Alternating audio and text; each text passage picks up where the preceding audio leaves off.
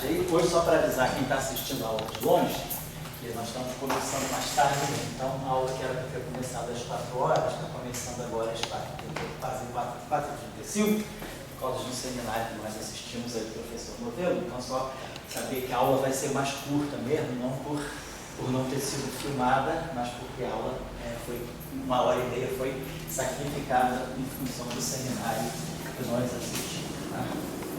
Bom, então vamos voltar à aula passada. Então eu tinha começado a trabalhar com vocês, né, a ideia de se formular a eletrodinâmica maxwelliana de forma lagrangiana. Então nós acabamos por concluir que depois de fazer, né, todo um desenvolvimento geral baseado nos potenciais, a gente construiu uma densidade de lagrangiano a partir dos potenciais que nos levou a essa expressão em função dos campos, em termos dos campos, né?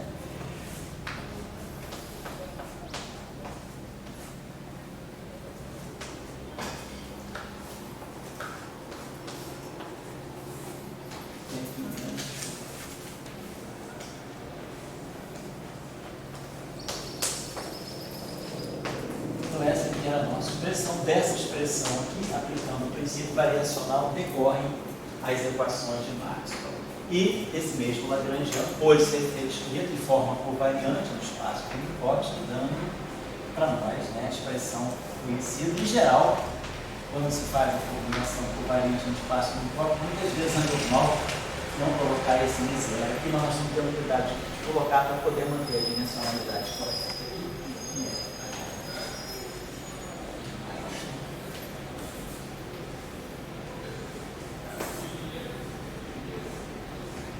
Então, é a mesma coisa, só que na formulação não covariante, na formulação covariante. Mas ambos aqui são formulações, todos dois são invariantes relativistas. Todos os lagrangianos são invariantes relativistas. Daí saíram as equações de Maxwell. Eu queria só colocar uma coisa para vocês, antes da gente ir à frente, que seria o seguinte.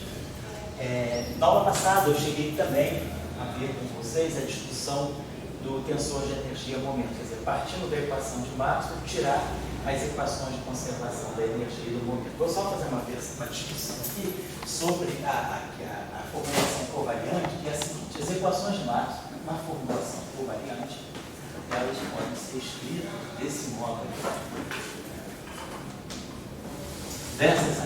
Dessas equações aqui em forma covariante decorrem as nossas 4 equações de Maxwell. Vou falar sobre isso já. E a outra equação de Maxwell que expressa a formulação das duas equações que são ditas sem fonte, Faraday-Lenz e Gauss-magnetismo, ela pode ser escrita desse modo aqui. Vou escrever para você.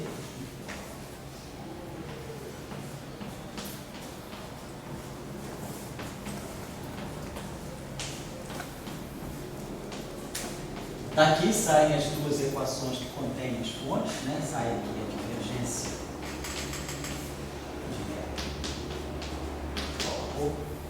sobre y0 e rotacional B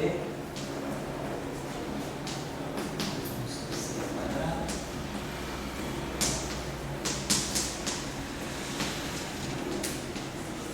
Essa equação aqui está numa forma não muito simples, mas ela pode ser simplificada, vamos ver, desse modo aqui, definindo aqui a noção dual do campo magnético. A zero, e essas duas equações aqui, ou uma ou outra, né, elas são equivalentes, né?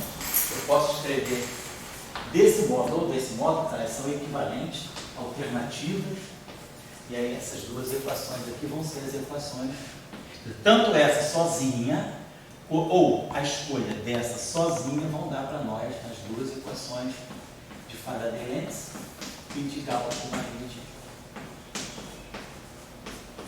Então, as equações de Maxwell estão todas contidas aqui. E nós temos os campos escritos em função dos potenciais, aquilo que nós tínhamos escrito, né, normalmente na aula que passou. Os campos sendo derivados a partir dos potenciais. Opa, não? Ali no seminário do modelo, Sei. apareceu uma discussão lá, entre o todo e as partes, né? Sim. Se as partes constituem o todo, O senhor é o todo que forma as partes. Leva essa questão aí para fazer equação de Marx. Sim, pode falar. Você diria que as equações de Marx elas têm uma natureza reducionista ou anti-reducionista? Já vou lá. Bom, as equações de Marx, da maneira que a gente coloca, elas traduzem, né? Não digo reduzem ainda, traduzem o problema eletromagnético em termos dos potenciais. Então, de uma certa maneira, nós temos aí um reducionismo. Ao invés de falar de 6 campos, 3 componentes do campo elétrico, 3 componentes do campo magnético, nós remetemos o problema a 4 campos. O campo escalar e o campo vetorial, o potencial escalar e o potencial vetorial. Agora, isso são as equações de Marx de forma pura, sem falar de um meio material. Se a gente começa a falar de um meio material, aí entra em ação fenômenos novos, como o fenômeno da polarização e a magnetização, que é quando você coloca as equações de Marx no meio material. Quando você fala da polarização e da magnetização, você tem que entrar com algum dado fenomenológico. O que é a polarização em termos dos campos? Em geral, a gente supõe que os materiais, isso é uma coisa muito limitada, que os materiais reagem linearmente. Então, nós temos que uma polarização, ela é linear no campo elétrico, e uma magnetização que é linear no campo magnético. Porém, isso não é poucas vezes verdade, sobretudo com os materiais novos, né? Se você trabalha com campos elétricos que são muito oscilantes, campos elétricos de altas frequências, ou se você também trabalha com campos elétricos e magnéticos muito intensos, você perde a linearidade. A polarização e a magnetização, elas passam a depender de potências mais altas do campo elétrico. Claro, mantendo o caráter vetorial. Você pode ter uma polarização, normalmente a gente pensa assim, né? No vetor de deslocamento, D, né? ε0, campo elétrico, mais a polarização.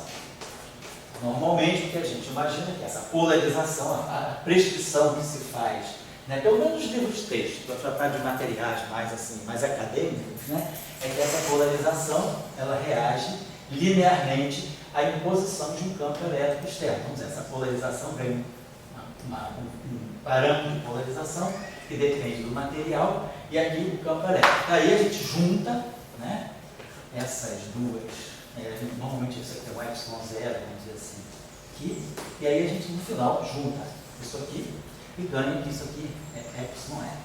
Então a gente consegue juntar essas propriedades do material através desse vetor de polarização e através desse coeficiente aqui. Porém, nós temos materiais, por exemplo, se o material estiver sob a ação de um campo eletromagnético muito intenso, em termos de intensidade mesmo, ou então ou frequências, campos oscilantes com frequências muito altas, você pode ter aqui uma polarização que não vai ser mais linear no campo elétrico. Ela vai ser uma função do campo elétrico e do campo magnético. Claro, mantendo o caráter vetorial. Então, P, a polarização passa a ser função dos campos E e B de uma forma não linear. Por exemplo, algo do tipo ε0 que é escalar E, ou é escalar B, Então aqui a gente já tem uma polarização que depende cubicamente dos campos. Então, nesse sentido, a gente pode pensar que as equações de Marx, no material, adquirem um caráter mais global, porque você não está reduzindo tudo a campo eletromagnético. O próprio material começa a se encarregar de fazer essa mistura entre o campo elétrico e o campo magnético.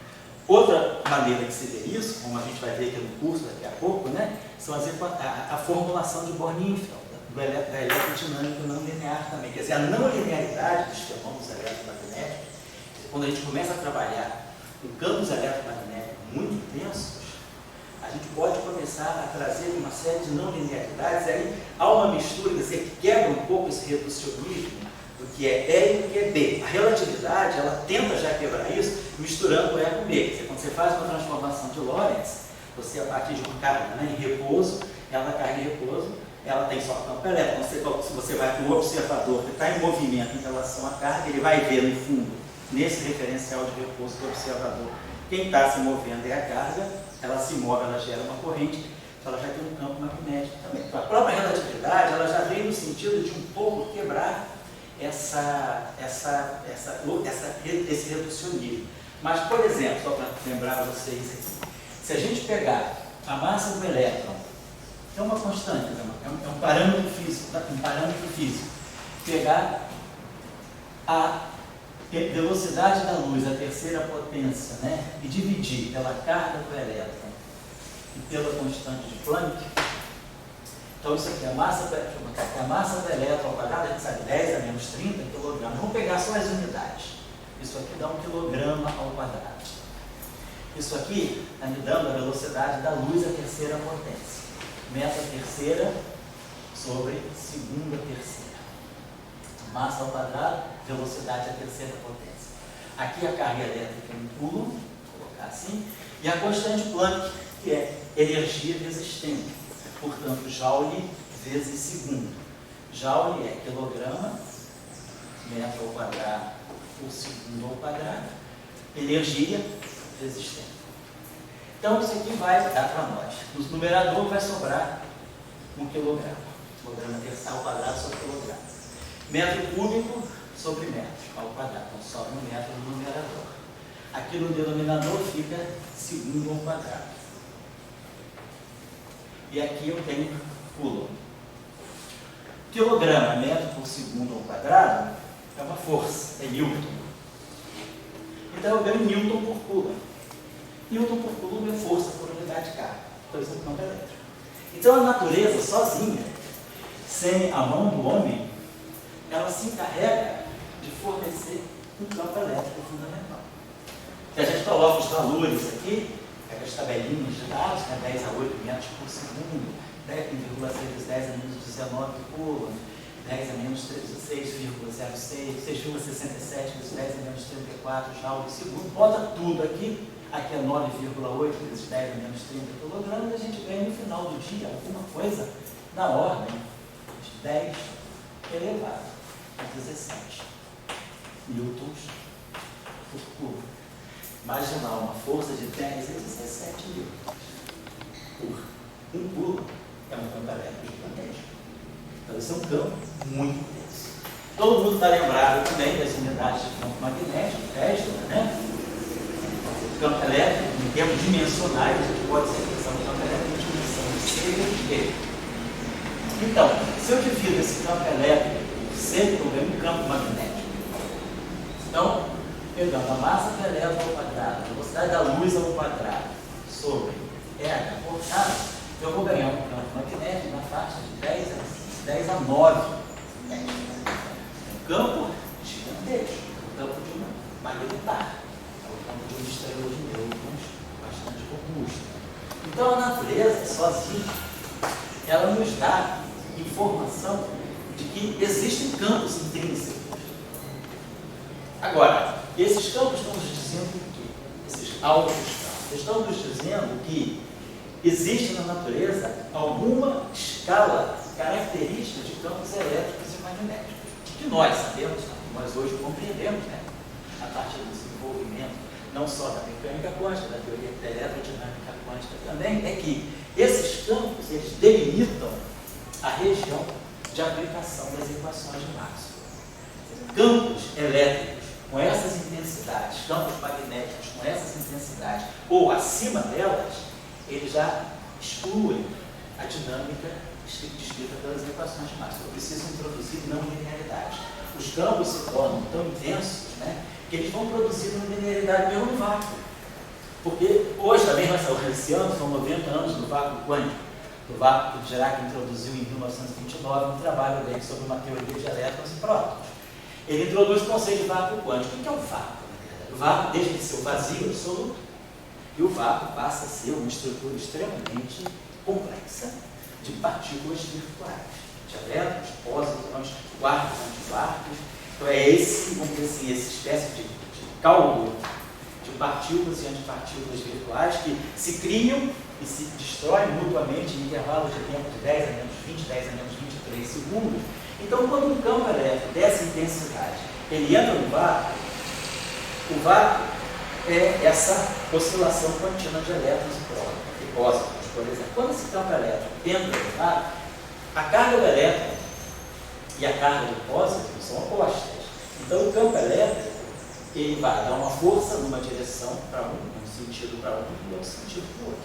Então, quando o campo elétrico dessa intensidade ele penetra, ele está aplicado no vácuo, ele tende a separar os pares de elétrons e pósitrons. E aí a gente começa a criar elétrons e pósitrons a partir do vácuo. Então, é o vácuo que é completo, né? O vácuo deixa de ser vácuo e o vácuo passa a ser fonte. É o tudo que vem do nada. Você tem jatos de elétrons e pósitrons produzidos a partir do vácuo. E esses elétrons e pósitrons que são produzidos são cargas aceleradas. Cargas aceleradas irradiam, então elas também geram fótons. Então você, a partir do vácuo, botando um campo elétrico dessa intensidade do vácuo, você começa a gerar cargas positivas e negativas e mais fótons, ou seja, você cria, né, tudo a partir do nada. Então esses campos vão pedir um outro eletromagnetismo. Você agora está com uma situação muito mais complexa. Eu digo, você está muito mais na questão do global, vamos dizer assim, do todo, do que da parte. Você agora já não consegue mais. Você tem um campo elétrico gerado, a parte impõe o campo e você retorna a você um campo mais intenso, porque esse campo está tirando a estrutura do vácuo, ele está quebrando o vácuo, ele está jogando para você novas partículas. Isso aí é uma questão muito importante hoje em dia, até em função dos lasers, dos super lasers que estão sendo construídos, né? Já tem esse famoso surf, né, em Xangai, Shanghai Ultra Laser Facilities, que já trabalha, é um laser que já trabalha com uma potência na faixa do petawatt, 10 a 15 watts. Depois o surf já está evoluindo para o cell, né, SEL, né, que é um super laser que vai ficar trabalhando já na faixa dos 180 petawatts. O surf nos trouxe agora recentemente uma potência na faixa de 5,3 vezes 10 a 15 watts. 5,3 petawatts. O céu, que é Station of Extreme Light, estação de luz extrema, parece uma chamosa. O prêmio Nobel do ano passado foi dado para esse tipo de laser. Esses lasers ultra intensos, com pulsos super curtos, né? São lasers que têm pulsos assim, de tempo na faixa de 10 a menos 12 segundos, né? Quer dizer, é pico-segundo, e já tem laser agora na faixa do femtosegundo, né? 10 a menos 15 segundos. Então, são esses short pulse lasers, né, e ultra intensos que vão estar produzindo para nós essas situações. Então, a gente começa a olhar um eletromagnetismo, né, em que as equações de Max começam a ser muito inocentes, assim, tem que ligar, né, frente ao eletromagnetismo novo que surge. Então, é isso que a gente vai querer estudar, né, essa visão global do eletromagnetismo não linear. Pode falar. Vou perguntar desse tipo. Quer dizer que o eletromagnetismo, o campo elétrico e magnético, eles não são separados, eles formam um conjunto. Isso, formam um conjunto. Né? E só para contextualizar o que você está falando, fica claro que aqui você não tem nem campo elétrico, nem campo magnético. O que você tem aqui, eu vou colocar isso aqui só para contextualizar o que você está falando. Campo elétrico e magnético. O que é F0I? Então, componente temporal, componente espacial. D0 aí, menos D é zero. Estou supondo que vocês pegaram aquelas aulas do professor global. Então, isso aqui é 1 sobre C ddt. Esse campo aqui fica menos, né? O campo A. Menos o potencial A. Aqui é menos gradiente de φ sobre C. Então, esse objeto aqui, F0i, ele está dando para nós menos 1 sobre C, menos fator 1 sobre C, menos gradiente de φ, menos DAdt, é o campo elétrico. Então, isso aqui está me dando uma componente I.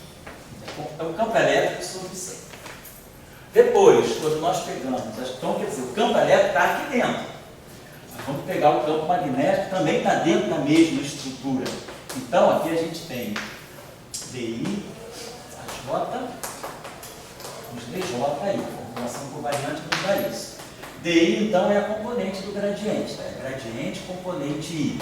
A J é menos a componente J do campo vetorial, euclidiano, menos gradiente, aqui vai ficar mais gradiente J, esse aqui é menos, né? E aqui vai ficar aí. Então isso aqui está dando para nós menos gradiente I do potencial vetor, menos gradiente J do potencial vetor. Isso aqui é equação, isso aqui é justamente rotacional, isso aqui é menos epsilon I JK e a componente K, o campo magnético. Então essa matriz FI, no espaço de Minkowski, ela está dando para nós o seguinte, é uma matriz 4x4, essa matriz 4x4,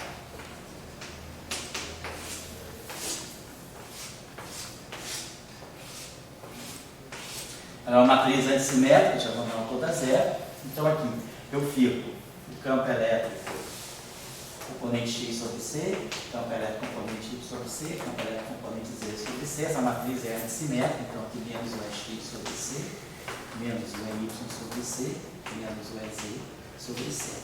Essa componente aqui, a componente que está aqui linha 1, coluna 2, seria 1, 2, aqui fica menos a componente Z do campo magnético. Aqui é 1, 3, então aqui vai ficar a componente do campo magnético Y. Essa matriz é antissimétrica, então aqui é BZ. Aqui é 2, 3, aqui é BX, menos BX, aqui é menos BY, aqui é BX. Então, na formulação minkowskiana, na formulação da relatividade, naturalmente, essa é a matriz eletromagnética, com os campos elétricos na primeira coluna e os campos magnéticos aqui nesse setor 3x3 puramente espacial. Então, você já começa a ver que a relatividade ela já acaba com essa dicotomia elétrico-magnética. Ela já fala do campo eletromagnético, ela já tenta globalizar essa ideia de que é um campo unificado, eletromagnético. Ele vai ser elétrico numa situação, vai ser magnético sobre outra situação. Se a gente faz uma transformação de Lorentz, S se transforma em B, B se transforma em E, mudança de referencial. Então, isso aí já é uma quebra dessa separação, dessa reducionismo elétrico e magnético que as equações de Maxwell traziam. A relatividade mostra que esse reducionismo ele é evidente numa formulação que não leva em conta explicitamente a relatividade. A relatividade, quando você incorpora isso numa descrição plenamente relativista, você ganha essas equações. Eu acho que o que é interessante, então, pode falar. É olhar como as maneiras do campo elétrico magnético vão se unindo. Sim, sim. Então você, de repente, diz, bom, a relatividade aí, pelo FMI, pelas transformações de Lorentz, sempre leva o campo elétrico no magnético e vice-versa. Bom, mas daí, antes da relatividade, a gente poderia dizer o seguinte, a lei de Faraday já está mostrando o campo elétrico não dissociado do campo magnético. Certo, exatamente. Certo. Isso aqui é fundamental. E daí, a corrente de deslocamento também. Exatamente. E a corrente de deslocamento, que é aquele DLT, já mostra que, digamos, o campo elétrico está ligado ao campo magnético. Daí a pergunta física que tem sido, bom, então isso vamos dizer, a corrente de deslocamento o Maxwell colocou na mão. A lei de Faraday foi antes, o Faraday em 1840 colocou a mão. Então já veio se vendo com o campo elétrico, daí vem a relatividade e une ainda mais eles no espaço-tempo. Daí que vem a questão da tua aula. Agora eu quero campos não lineares, acima daquele campo lá que você colocou fundamental. E daí, quando você começa a não linearidade, você mostrou ali na polarização, como na polarização já começa com altas frequências. O campo elétrico tem uma outra coisa. E também aparecem outras situações, como você pode ter fontes de campo, gerando campo, que é não linear, e essas fontes serem de campos elétricos magnéticos. Então, quer dizer, eu só quero dizer, nesse estudo linear, não linear, como a gente quer entender, a questão é como é que se vê com o eletromagnetismo, essas duas variáveis, elas vão encontrando formas diferentes de se unir. Então o campo eletromagnético é uma expressão de conjunto. Quer dizer, o eletromagnetismo ele não é reducionista, Ele é uma expressão do conjunto. O reducionismo é uma coisa, eu não sou filósofo, né, mas o reducionismo é muito próprio da ignorância, né? Toda pessoa ignorante, haja visto o nosso presidente e ministros, né? Tudo muito simples, né? Então, se você quer dizer que uma coisa é reducionismo, você reduz. É tudo muito simples, é tudo imediato, né? Enquanto você não é reducionista, né? Você compreende mais as coisas. Olha como é que ele, na sua primeira essência, né? Quando ele nasceu, o Marx, por falta assim, de compreensão do próprio fenômeno, né? Quer dizer, foi uma coisa, acho que muitas duras penas construída, você tinha essa visão reducionista. Depois foi se compreendendo que havia algo muito superior por trás do campo elétrico, do campo magnético, que é o princípio da relatividade. Então a relatividade, ela já vai mostrando, já vai te tirando da zona de ignorância e já vai te mostrando que não é preciso ser tão reducionista, a natureza não é tão reducionista. O reducionismo é uma coisa típica de, assim, não é de que é uma ignorância voluntária, mas é típica de um momento, né? Por que a gente divide tudo, divide a matemática em álgebra, análise, né? Tudo que você tem de diminuir, compartimentar demais, é porque aquela coisa disciplinar demais, é porque você não tem domínio da situação. Quando você começa a dominar, é tudo uma coisa só. Daí a pouco você não está você não fala mais de eletromagnetismo. O eletromagnetismo simplesmente é um recorte de uma coisa muito mais ampla, que é a teoria eletrofrágil. Então, quando dois elétrons interagem, o potencial colombiano dominante é o potencial colombiano devido à troca de fótons. Mas dois elétrons, quando interagem, eles também trocam os Z0. A teoria eletrofrágil, quer dizer, o eletromagnetismo, hoje nós compreendemos que ele não é uma interação por si só. O Jackson, ele recorta o eletromagnetismo e diz, ó, isso é eletromagnetismo, esquece o mundo. Mas, quando você pega a teoria eletrofrágil, pelo Salão Einstein, você vê, não, o eletromagnetismo, ele é um setor de uma interação mais ampla chamada interação eletrofrágil. A pergunta é, como que o setor fraco interage com o setor eletromagnético? Até que ponto você pode recortar o eletromagnetismo e dizer, isso é só eletromagnetismo? Agora não. Agora eu estou te dando uma coisa que é eletromagnetismo, mas que é impregnada também da origem do eletromagnetismo, da interação eletrofrágil. Essa grandeza é o momento de polo magnético do elétron. Quando a gente pega o momento de polo magnético do elétron, né, que é o magneton de Bohr, né, aquele valor lá, que pega aquele famoso fator giromagnético, G dos 2 do elétron, que hoje é medido, é calculado teoricamente pela QED até a 14ª decimal, e é medido experimentalmente até a 14ª decimal. E a teoria e o experimento batem até a 13ª casa decimal. Quer dizer, esse valor, o magnetismo do elétron, ele também já contém influência da interação eletrofrágil. Até a 11ª casa decimal, você pode dizer que o magnetismo do elétron é puro eletromagnetismo. A partir da 11ª casa decimal, que nós já temos limite experimental para medir, você já começa a ter efeito eletrofrágil. Quer dizer, a memória e o eletromagnetismo começam a se recordar dos tempos ancestrais, em que ele não era só eletromagnetismo, em que ele era eletrofrágil. No início do universo tinha uma interação chamada eletrofrágil. O universo se resfriou e separou, elétrico, magnético, do fraco. Mas o elétron, ele guarda essa memória dos tempos ancestrais. E aí, o magnetismo do elétron, ele consegue nos mostrar que lá em praticamente 13 bilhões, 800 bilhões de anos atrás, a interação fraca deixou as suas digitais no magnetismo do elétron. Então a gente tem que começar, eu acho, dessa forma que isso está indo contra o reducionismo. Reducionismo é você pegar o nível de eletromagnetismo e dizer, ó, o capítulo 1 ou o capítulo 15, isso é eletromagnetismo, você recorta. Eletromagnetismo e a interação dos quarks. Afinal de contas, quando dois prótons interagem e se repelem eletromagneticamente, não são só os prótons, não são os prótons que estão interagindo, são os quarks. Então você tem a repulsão, mas os quarks também têm interação forte. Será que essa interação forte permeia também a interação eletromagnética? Afinal de contas, né, isso tudo está tido no modelo padrão. O modelo padrão é forte, eletrofrágil. Então, até que ponto você consegue ler no magnetismo do elétron algo que não é nuclear forte?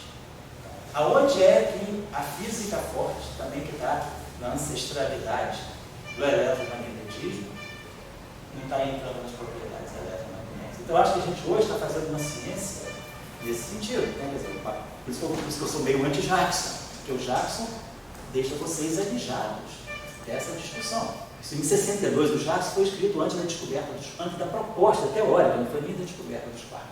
Em 62, não tinha ainda o trabalho do Gell-Mann e do Disraeli sobre o quark. Os quarks são de 64, depois os quarks são descobertos em 69, e aí o Jackson se atualizou.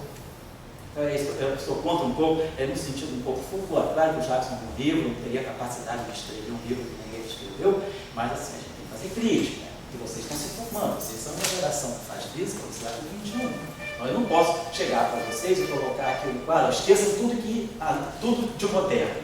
Voltemos a 1962. Vídeo lambreta, antigamente usava lambreta, não sei nem se vocês sabem o que é isso, não era nem móvel. O vídeo lambreta, para saber PF, as meninas vão vídeo mini saia, né? Aquele jeitinho, né? Os caras mastigando chiclete, lá Elvis Presley, com costeleta, né? Vão voltar nessa época e vão fazer eletromagnetismo. Beleza, mas não é isso que a gente quer. Então, acho que é esse sentido que você, a sua pergunta, me levou a essa reflexão de que a gente está buscando um eletromagnetismo, vamos dizer assim, não reducionista.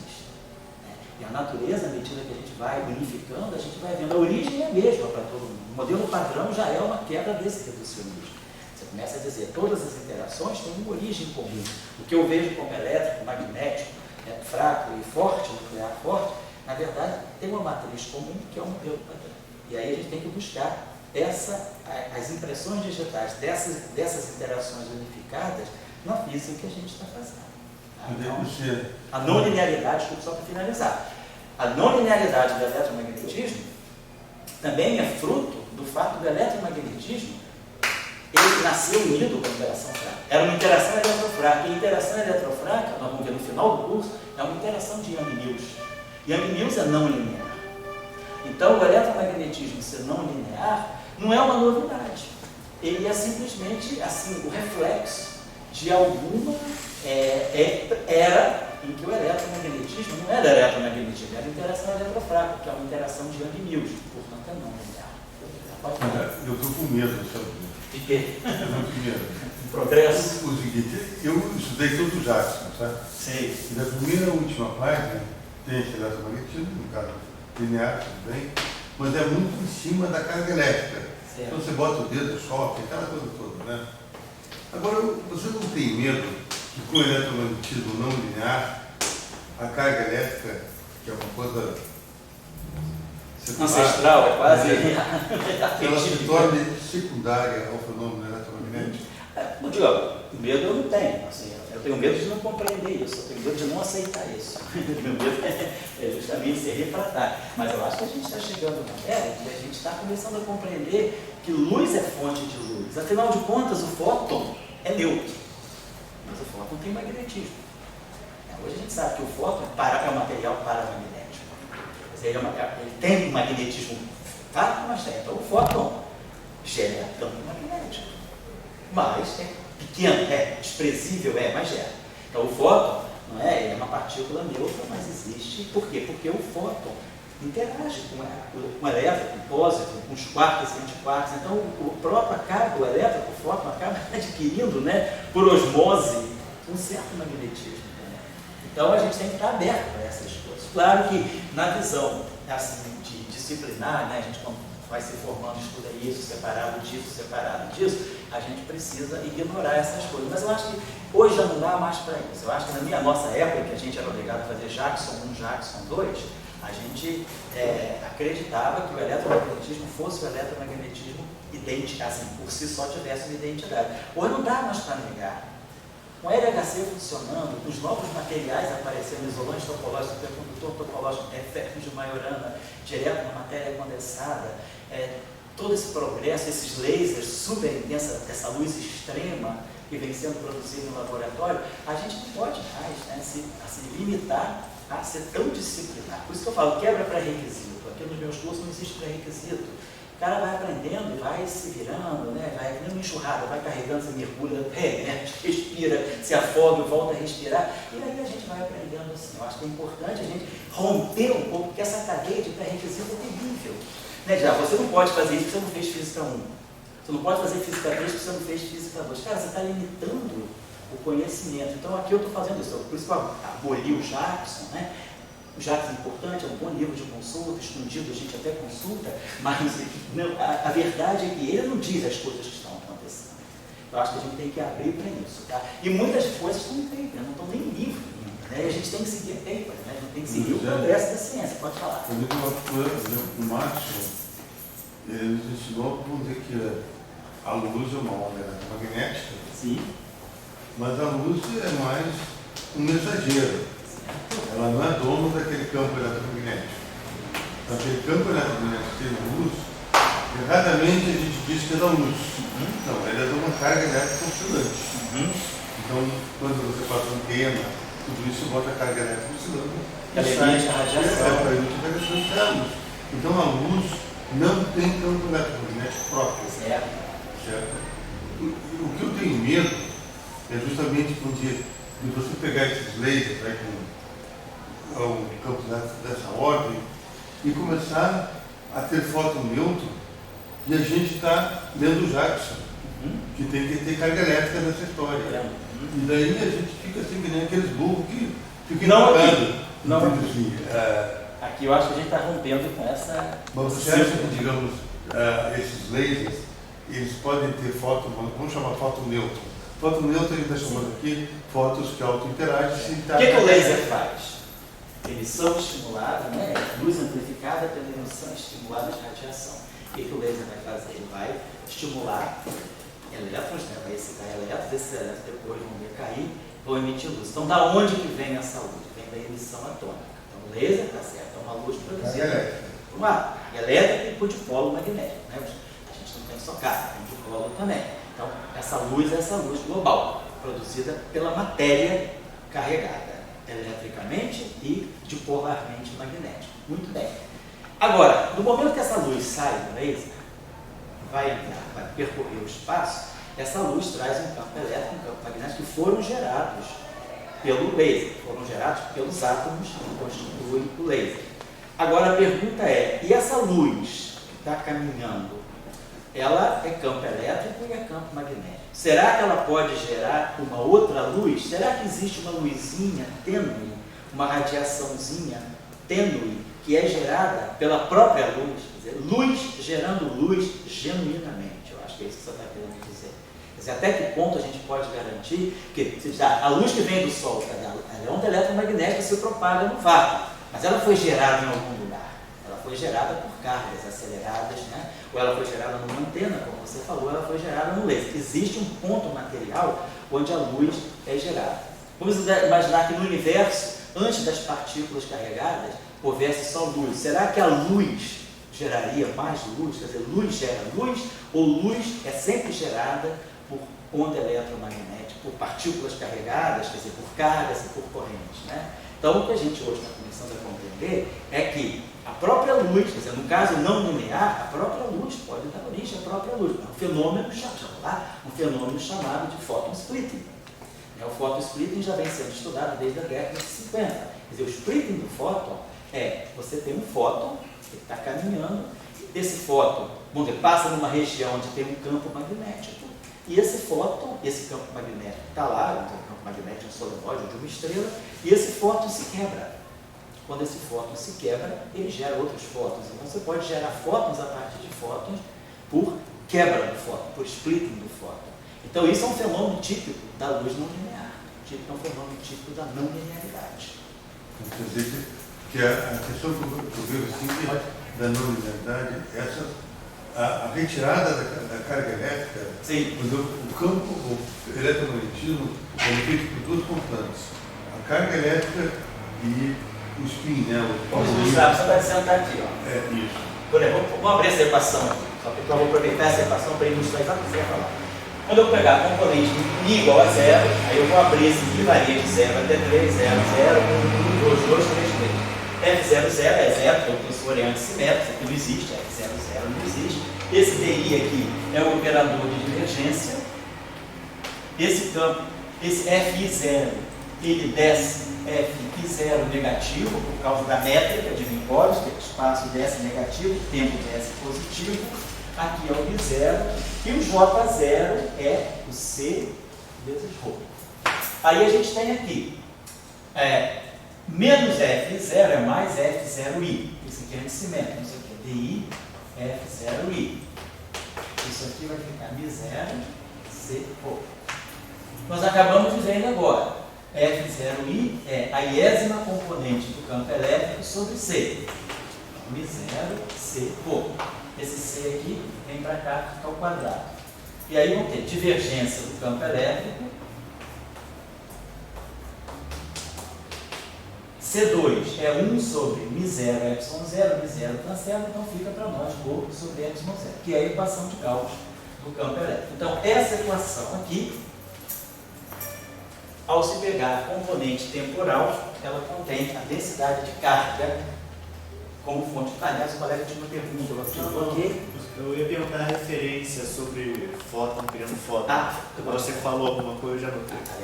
Você pode procurar, por exemplo, referência photon splitting.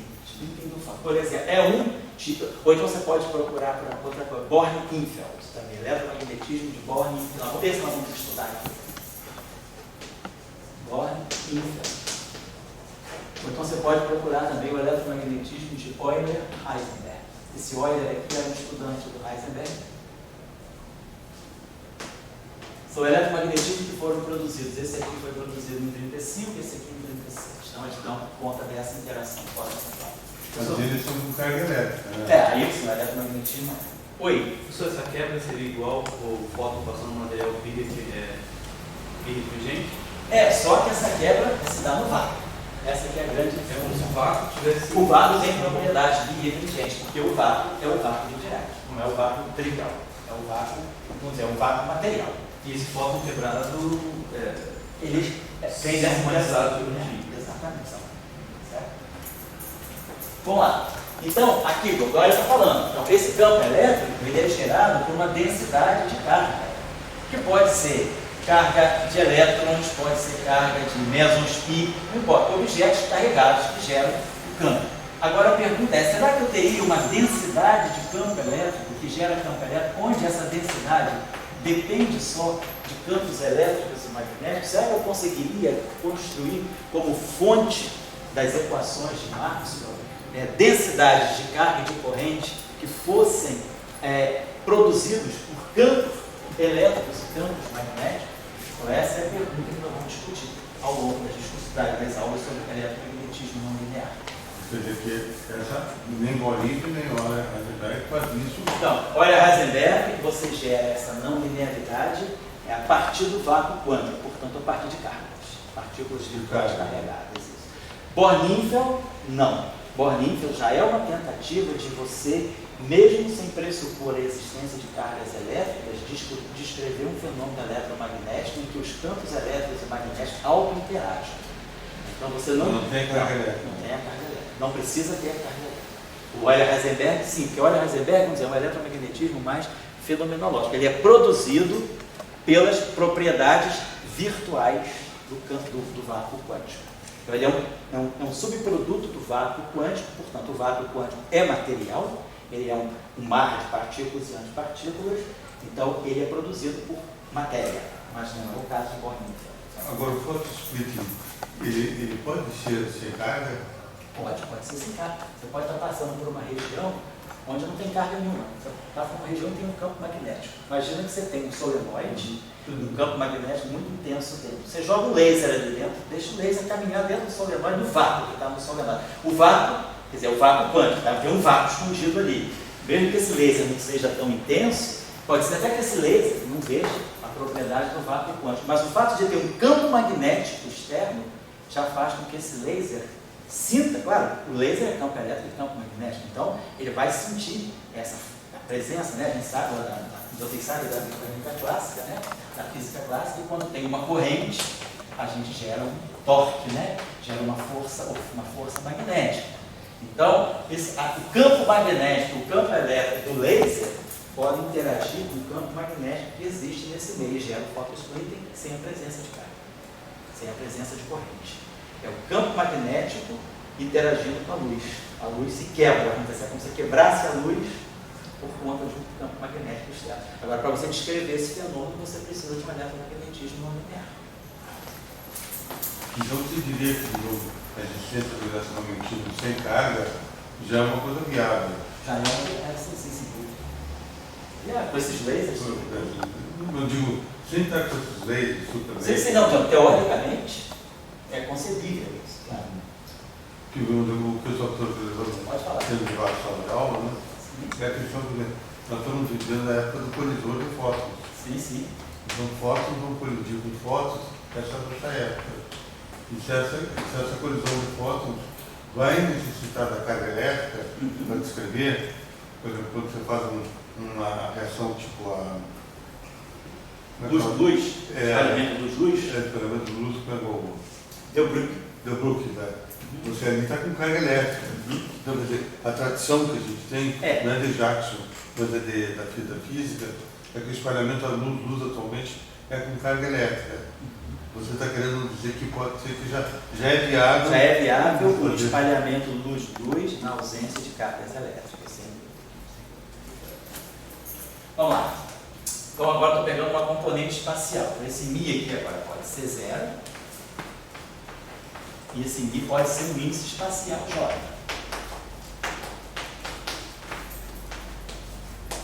Vamos lá. Então vamos descer aqui. D0 é 1 sobre C ddt. F0i em cima é menos F0i embaixo. Mas F0i embaixo é campo elétrico sobre C. Aqui, eu desço dois índices espaciais. FJI. Nós já vimos ainda agora pelo elemento de matriz que FJI é menos EPSILON-JIK, campo magnético componente K. MiJI é Mi0 e a corrente I. A corrente I, para dar certo, a corrente I. Tá. Então agora vamos lá. Então isso aqui é menos 1 sobre C ao quadrado, ddt do campo. Isso aqui é só olhar essa estrutura aqui, isso aqui, ó, dJBK. Então se eu trocar esse I para esse J, I, J, aqui fica mais. E aí, FJK, DJBK é a componente I do rotacional de B. Então essa equação aqui está me dizendo que rotacional de B componente I é igual a 1 sobre C ao quadrado, derivada temporal da componente I do campo elétrico, mais Mi0, componente I da corrente. Então a gente ganha a equação de Ampère-Marx. Então a equação de Ampère-Marx sai também. Né? Quer dizer, essa equação aqui deu origem, então, tanto a equação de Gauss, né, essa equação aqui, quanto a equação de Ampère-Marx. Então vamos agora olhar as equações que faltam, que são as chamadas equações homogêneas, né, que na formulação não relativística elas são identidades, por causa da definição dos campos em termos dos potenciais. Né? Quando a gente diz que o campo elétrico é menos gradiente de φ menos derivada temporal do A, e aí eu tiro o rotacional do campo elétrico, o rotacional do gradiente é 0, e aí o rotacional de A é B, então fica menos dB dt. Então, Faraday-Lenz é, na verdade, uma decorrência imediata dessa relação entre o campo elétrico e potencial. E o campo magnético, sendo o rotacional de A, o rotacional de um gradiente, o divergente de um rotacional sendo 0, é identicamente 0 para o rotacional de B. Então, essas duas equações saem dessa decorrência, dessa relação. Agora, na formulação covariante, vamos ver como é que essas equações... Onde é? O que eu fiz aqui? O que eu fiz aqui foi aplicar um operador de rotacional aqui e um operador de divergência aqui.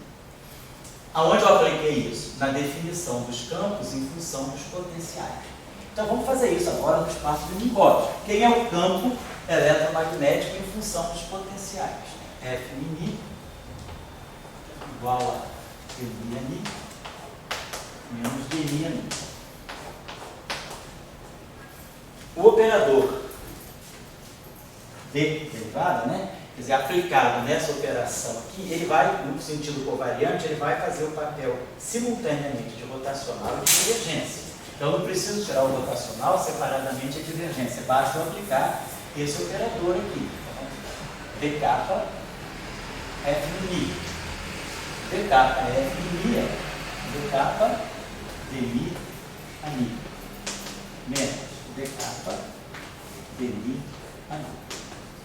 Vamos aplicar a mesma operação fazendo uma troca de capa mini, mi capa.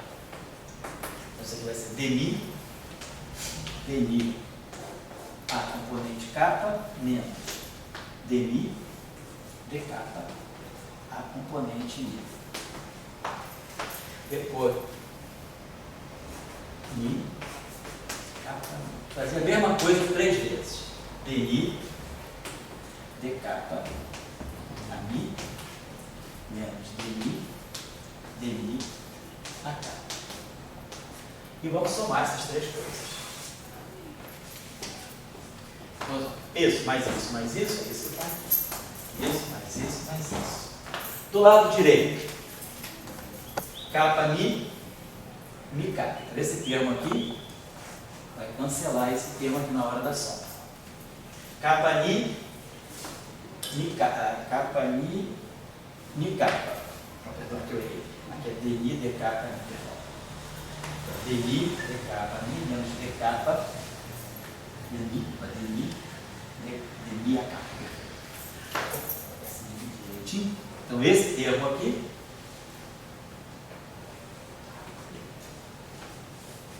cancela esse termo aqui. Capa mi e capa. Esses 2 termos aqui se cancelam. E depois, mi. Esse termo aqui cancela esse. Então, de fato, somando essas 3 grandezas aqui, eu ganho 0. Isso é uma identidade. Claro, aqui, matematicamente, foi um passo bem delicado.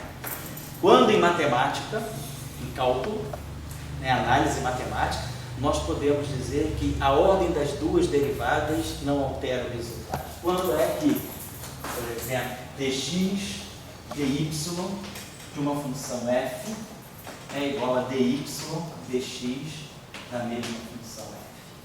Então, a gente tem essa troca, as derivadas segundas. Eu posso tirar uma derivada e depois a outra, ou a outra primeiro e depois a que eu tinha tirado primeiro, trocar a ordem, não é problema nenhum, desde que a função tenha derivadas segundas contínuas. Então, a gente aqui está supondo que esses potenciais eletromagnéticos sejam potenciais supostamente devidamente comportados, de tal maneira que as suas derivadas segundas existem e sejam contínuas. Foi o que Dirac não fez. Quando ele diz, pode ser, quer dizer, a física, ela vem às vezes, a gente vai sendo levado numa onda, de repetir coisas. A gente sempre diz, tudo bem comportado, as funções são sem infinito. Dirac, a gente tem essa mania, numa primeira abordagem, tudo bem, mas Dirac falou o seguinte, nós estamos tentando compreender a essência da matéria. Quem diz que a essência da matéria vai seguir os mesmos paradigmas de uma física mais macroscópica? Então, o que Dirac coloca é que talvez a gente tenha que abrir o olho e pensar o seguinte, na essência da natureza, a essência do campo eletromagnético, talvez nem sempre essas coisas. O divergente do rotacional não é zero. E basicamente o que Dirac falou foi isso aqui. Quando ele coloca o monopolo magnético B rotacional de A. E aí o que nós fizemos? Aplicamos a divergência de B, que é a divergência do rotacional de A. Por que a divergência do rotacional em geral é zero? O que é a divergência? Divergência do rotacional de A é divergência DI da iésima componente do rotacional, epsilon I JK dJK. Então, isso aqui é a iésima componente do rotacional. Esse aqui é o divergente da iésima componente do rotacional de A. P. Então, essa derivada passa para cá. Epsilon I JK DI dJK.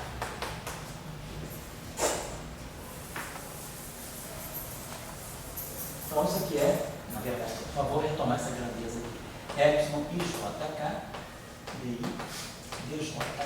Isso aqui é o rotacional de B, que a gente diz, é zero. Vamos fazer o seguinte, vamos ver por que isso aqui, numa primeira visão mais superficial, seria zero. Isso aqui, todos os índices estão somados. I, J, K, K. Então, eu posso renomear isso. Vou chamar o I de J. E vou chamar o J de I. Vou deixar o K mesmo. O I virou J, o J virou I, e isso aqui é uma K. Muito bem. Agora, Epsilon J de K é menos Epsilon de J de K. DI AK. Agora aqui entra o Dirac. Se essas duas derivadas comutam, a ordem delas não importa, eu posso trocar. Eu posso fazer a primeira derivada em J e depois eu faço a derivada em I. E aí eu mostro que isso é exatamente menos isso. Então isso é zero. Um número é igual, uma grandeza é igual a menos zero. Foi crucial aqui esse passo. Aqui eu tinha DI DJ aplicado ao AK. E aqui eu troquei, e aqui não. Aqui eu só renomeei, então não fiz nada. Mas agora o passo essencial foi dado que é DJ DI é a mesma coisa que DI DJ. Por quê? Esse objeto aqui é bem comportado, tem derivadas segundas contínuas, isso aqui é válido. Ah, tá bom, se isso é válido, a divergência de B é zero. Então, o Dirac está dizendo o seguinte: nós estamos excluindo uma possível fonte do campo magnético por um mero preconceito nosso, de não querer adotar a ideia de que as duas derivadas não comutem, de que o potencial vetor, quem disse? Eu estou obrigando ele a ser bem comportado. Cara, não foi baseado, não. Obriga a natureza aquilo que você está querendo. Deixa o AK fumar o baseado. Se ele fumar o baseado, ele vai para um estado mais elevado, começa a ter umas certas singularidades, aí, né, falar coisa com coisa, e aí ele pode não ter derivadas segundas contínuas, e aí divergência de B deixa de ser zero. E aí dirá, claro, uma carga magnética ela pode estar gerando justamente um potencial A que não seja tão bem comportado como por um potencial colombiano, 1 sobre R. Onde está a divergência? Então R igual a zero. Beleza. Aí você fala, bom, então vamos supor que exista uma carga magnética. Uma carga magnética G centrada na origem. Delta de Dirac. Aí isso aqui é um problema de eletrostática. É um problema de Coulomb, só que em vez de ser B é de S. Aí você faz a integral de volume, dá o fluxo de B, por simetria, isso aqui vai ficar B vezes 4πr2, teorema de Gauss. E aqui vai dar a carga.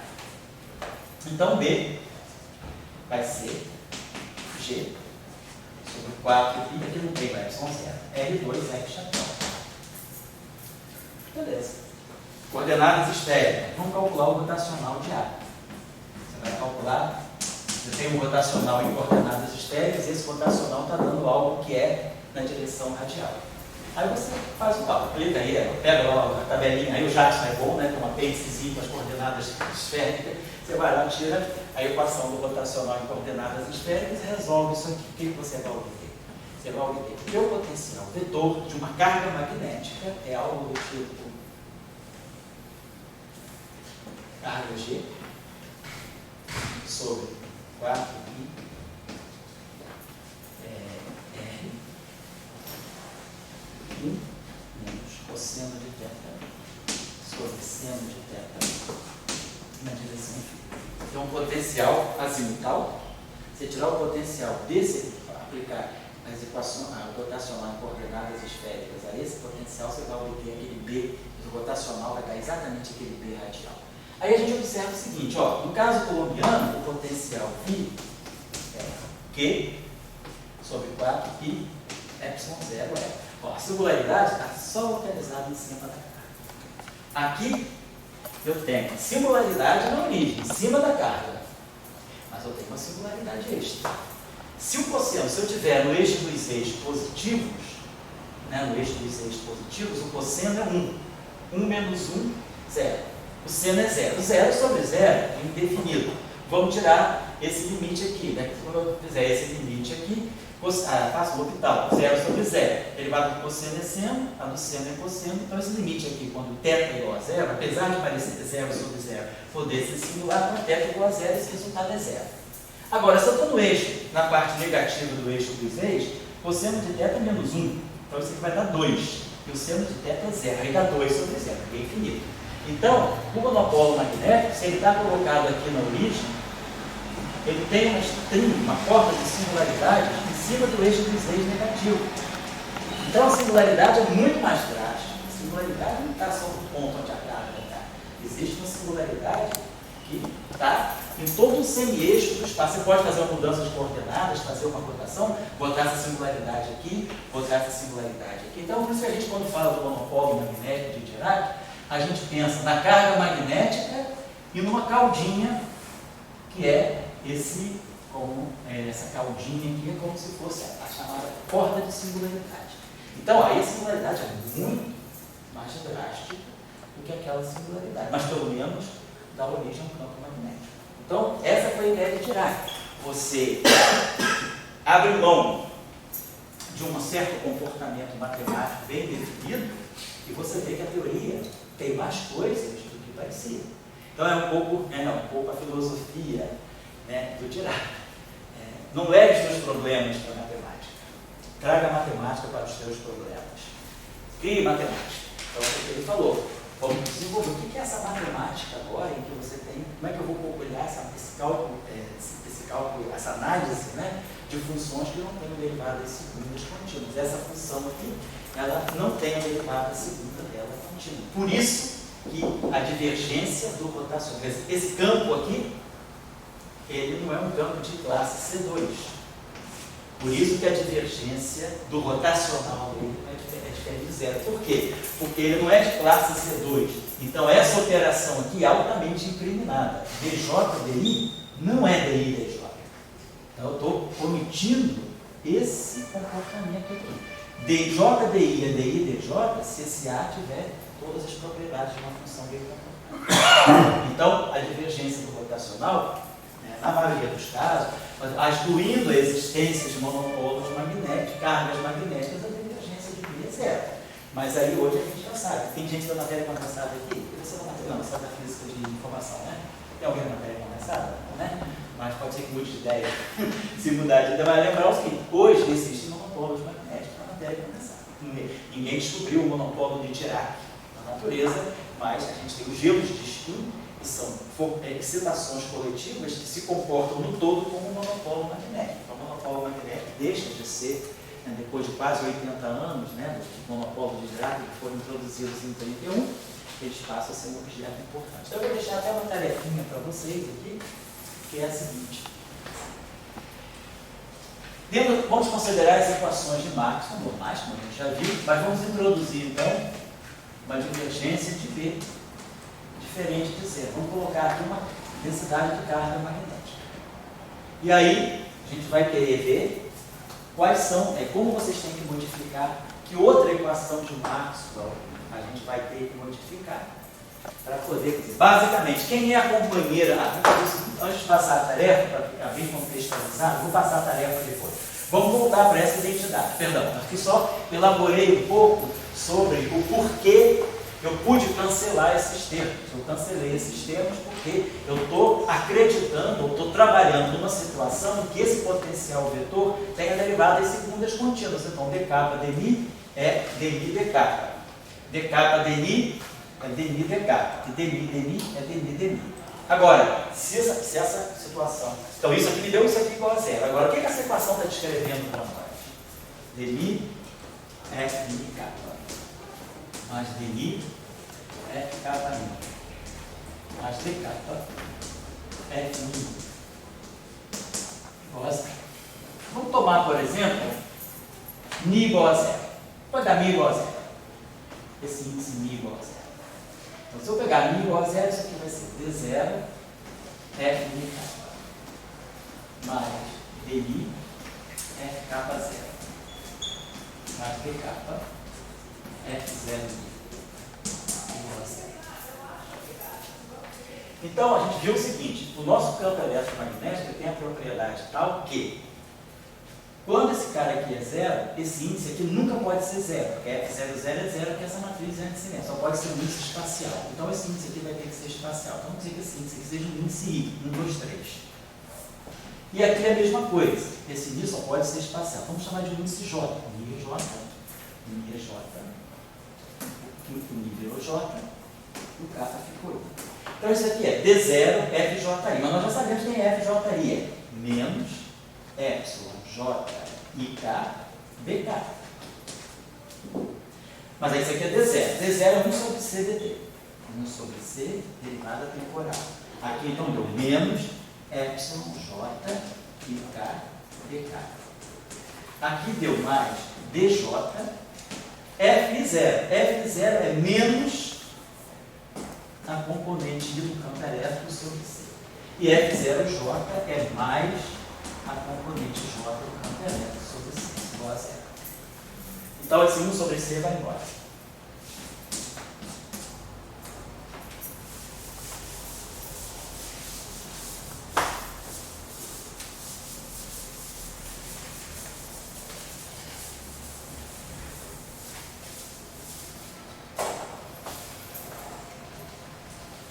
Então, esse termo aqui está lá.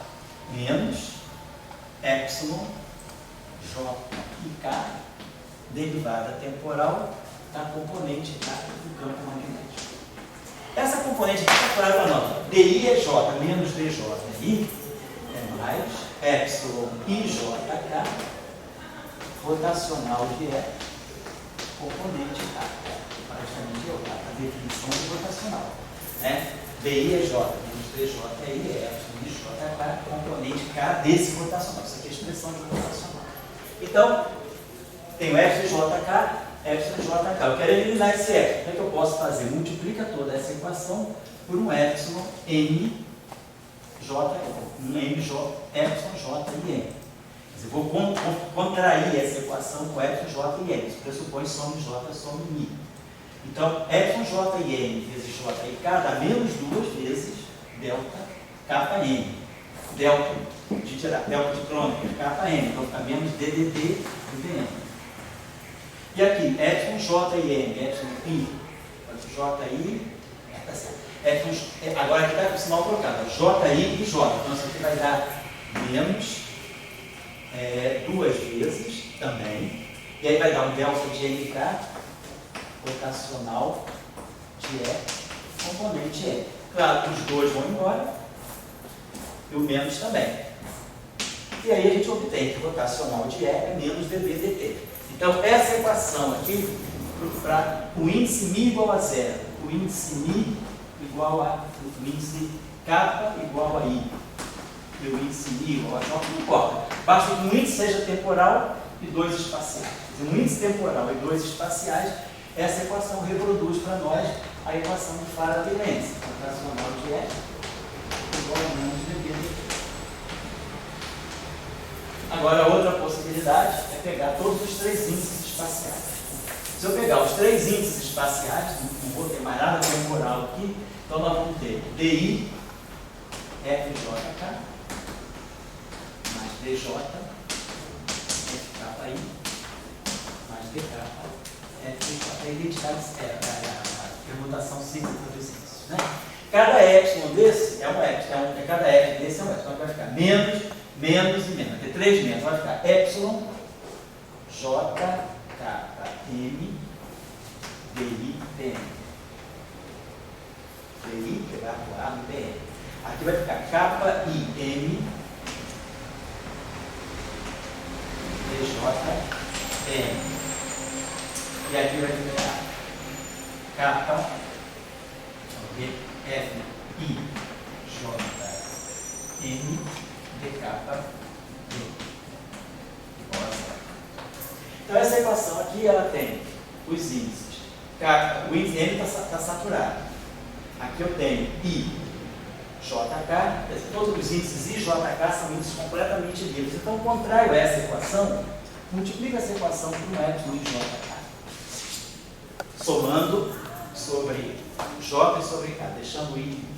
Então, epsilon IJK, epsilon JKM, dá 2 vezes contração dos delta. I, J, JK, vai dar 2 vezes delta de IM. Então, M vai virar I. Então, esse primeiro termo vai ficar 2 vezes divergência de T. Segundo termo, epsilon IJK, IK. Vou colocar o K e o I na mesma posição. Traz o K para cá. 2 passinhos para cá, não muda isso não. Kappa I, J, Kappa I, M. 2 vezes delta de Kappa de JM. Né? Vai ficar IK, IK. Então J e o M vão sobrar. Vai dar 2 vezes delta de JM, então vai ficar um fator 4 agora. 4 divergência de delta M. Depois aqui eu tenho IJM, IJ, 2 vezes delta de KM, vai ficar um fator 6. Divergência de B igual a 0. Então, sai dessa equação a equação de Gauss, sem monopólio magnético, divergência de B igual a 0. Então, as duas equações de Gauss, de Maxwell, chamadas equações homogêneas, que não dependem de fontes externas, elas saem dessa identidade aqui, lá no caso em que não há uma carga magnética. Se houvesse uma fonte magnética, segundo Dirac, isso aqui não é zero, isso aqui vai ser IJKM aqui, então essa identidade, isso aqui é um objeto completamente antissimétrico, em IJK eu posso colocar aqui epsilon mini K. E aqui Dirac introduziu uma densidade de corrente magnética, vai ficar mi, K J. Então daqui sairia exatamente aquilo que eu vou pedir para vocês na tarefa. No momento que nós introduzimos uma carga magnética aqui, a equação, essa equação, quer dizer, quando você introduz a carga magnética, você não pensa muito nisso aqui, mas no formalismo covariante, quer dizer, o fato da relatividade estar presente no eletromagnetismo, me diz que ao modificar essa equação, para botar essa fonte, eu estou modificando essa equação. Então isso vai repercutir aqui. Então vai aparecer aqui também uma densidade de corrente de natureza magnética, que é uma corrente feita de monopolos magnéticos, da mesma forma que eu tenho uma carga elétrica e uma corrente feita de cargas elétricas. Então, as equações de Maxwell agora com presença de carga magnética ficam assim: divergência do campo elétrico ou sobre ε0. Rotacional de B menos rotacional de E, menos dt, mais uma densidade de corrente magnética. Divergência de B igual ao gol magnético e rotacional de B mais igual a 1 sobre C ao quadrado, dt, mais 0. O que eu vou pedir para vocês nessa tarefa aqui é fazer o que eu fiz na aula passada. Tirar o vetor de point, agora, essa equação aqui. Tirar a equação de conservação de energia, vocês vão tirar o vetor de point. Tirando o vetor de point, aí eu deixei essa tarefa para cá. Tirando a derivada temporal do vetor de point carrega a densidade de momento. A derivada temporal do momento dá uma força. Então vocês vão obter uma densidade de força. O que vocês vão obter é a força de Coulomb, a força eletromagnética, quer dizer, a interação entre essa corrente elétrica e essa densidade de cargas elétricas com os campos L e D, mas vocês vão tirar também agora a força exercida, a relação de força entre o campo eletromagnético e monopólio magnético e corrente magnética. Então, eu quero que vocês tirem daqui agora a força completa de Lorentz, ou seja, a força da interação das cargas e correntes elétricas com a força da interação das cargas e correntes magnéticas. Então, vocês vão tirar daqui, tirar a equação de conservação da energia do momento, que é aquilo que a gente fez na aula passada, é muito simples, multiplica essa equação aqui escalarmente por B, multiplica essa equação aqui escalarmente por E, aí ficava ddt de B escalar B, ddt de E escalar E, somava essas duas coisas, aí saía daqui o vetor de point. Aí depois a gente pega a derivada temporal, que eu deixei como tarefa para casa, já no caso de Maxwell, sem isso aqui e sem isso aqui. É tirar a derivada temporal do vetor de point, né? É vetor B sobre zero. Aí se a gente tira a derivada temporal do vetor de point, vocês vão ganhar uma equação de continuidade. Essa equação de continuidade vai dar para vocês aqui a divergência do tensor de tensões, chamado de D, e vai dar aqui uma densidade de força. E aí vocês vão tirar a densidade de força elétrica e a densidade de força magnética. bicicleta. Fica por tarefa para casa rever isso em presença de fontes magnéticas. Pode falar uma pergunta geral. Pode falar. O Lula, ele está preso, certo? Mas a pergunta é que essas perguntas são boas, né? São boas, tem que pensar, fala aí. O Lula está preso, mas ele disse que ele não é dono do apartamento. Certo. Ele está preso, mas aí o apartamento não é dele. Então tem uma coisa que se chama propriedade. Sim. Então você, quando tem um apartamento, tem um carro, tem uma coisa, tem uma propriedade. Quando você tem uma equação, um conjunto de equações, você tem que ter uma propriedade.